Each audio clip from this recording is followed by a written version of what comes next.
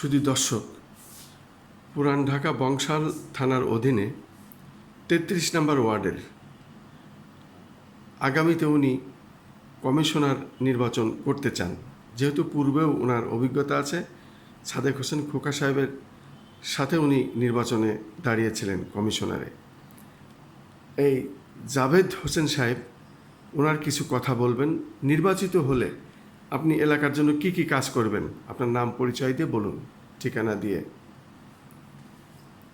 আমি বংশাল থানার অধীনস্থ ৩৩ নং ওয়ার্ডের একজন কর্মী।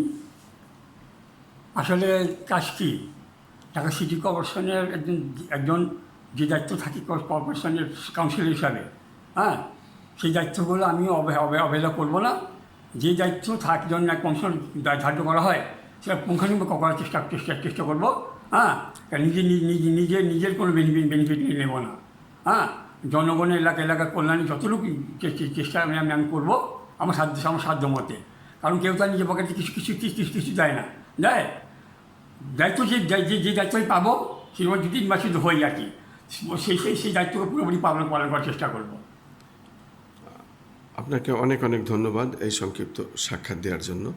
আপনি আগামী নির্বাচনে কামিয়াব হবেন এই প্রত্যাশায় আমি খন্দকার মাসুদুজ্জামান আমাদের চ্যানেলগুলির পক্ষ থেকে আপনাকে ধন্যবাদ জানাচ্ছি।